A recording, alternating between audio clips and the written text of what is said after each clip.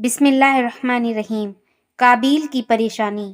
قابیل نے بھائی کو قتل کر ڈالا، لیکن حیران پریشان لاش کو لیے پھر رہا تھا اور کچھ سمجھ میں نہ آ رہا تھا کہ کیا ترکیب کی جائے، کیونکہ یہ پہلا قتل تھا اور پہلی موت جو اس نے کبھی دیکھا نہ تھا کہ لاش کے ساتھ کیا معاملہ کیا جاتا ہے، اس لیے اس کی سمجھ میں کچھ نہ آ رہا تھا۔ اللہ تعالیٰ کو منظور ہوا کہ حابیل کی لاش چھپائی جائے، تو اس لیے قابیل کو سکھانے کے لیے 2 کوے بھیجے۔ ایک کوے نے زمین کھود کر اپنے مردہ بھائی کوے کی لاش کو دفن کیا۔ قابیل یہ دیکھ کر بہت نادم اور پشیمان ہوا، دل میں کہا کہ کیا میں اس جانور یعنی کوے سے بھی زیادہ گرا گزرا ہوں؟ میں اتنا بے وقوف انسان کیسے ہو سکتا ہوں؟ مجھے کچھ نہیں آ رہا اور کوے سے مجھے علم حاصل ہوا۔ قابیل نے کوے کی دیکھا دیکھی قبر کھودی اور اپنے مردہ بھائی کو دفن کیا۔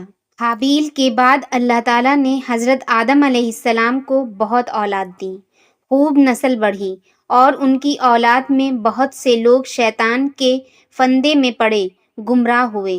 اللہ تعالیٰ نے چاہا کہ آدم علیہ السلام کی اولاد گمراہی سے بچے، شیطان کے مرید نہ ہوں، اچھے کام کریں تاکہ جنت کے مستحق ہوں۔ اس لیے اللہ تعالیٰ نے انہی میں سے بعض کو چھانٹ لیا اور ان کو اپنا رسول بنا کر بھیجتا رہا۔ رسول ایک کے بعد ایک آتے رہے اور اپنے بھائی بندھوؤں اور اپنی قوم کو سمجھاتے رہے۔ بہتوں نے ان کو اپنا رسول مانا، ان کی بات پر سر تسلیم کیا، اور بہتوں نے ان کو جھٹلایا، ان سے منہ موڑا، ان کو تکلیفیں پہنچائیں اور شیطان کی اتباع کی۔ حضرت آدم علیہ السلام کی اولاد میں سب سے پہلے نبی حضرت شیث علیہ السلام ہوئے، پھر ایک کے بعد ایک دیگرے پیغمبر آتے رہے اور ان کو خدا سے ڈراتے اور آخرت کا خوف ڈالتے رہے۔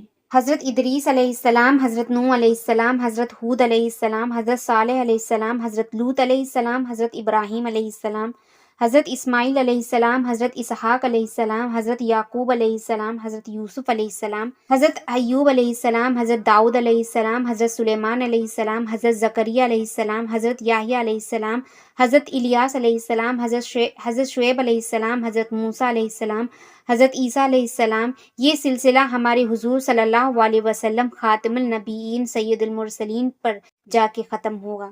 ان تمام نبیوں پر اللہ کی بے شمار رحمتیں اور برکتیں نازل ہوں اور اللہ کی سلامتی ہو۔ انہوں نے اپنی قوم کے سمجھانے اور راہ راست پر لانے کے لیے کوئی دقیقہ اٹھا نہ رکھا، مصیبتیں اٹھائیں، سختیاں برداشت کیں، چوٹیں کھائیں، خون بہایا، مگر برابر اللہ کا پیغام پہنچاتے رہے، اللہ کی طرف بلاتے رہے، نیکی کا حکم دیتے رہے، برائی سے روکتے رہے۔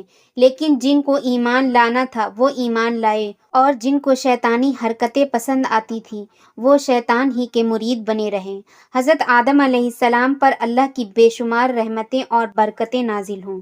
وہ دنیا میں 1000 سال کے قریب رہے، کچھ کم 1000 سال کے بعد وفات پائی اور اصل ٹھکانے پر جا کر مقام کیا۔ ان کے بعد حضرت شیث علیہ السلام خلیفہ ہوئے۔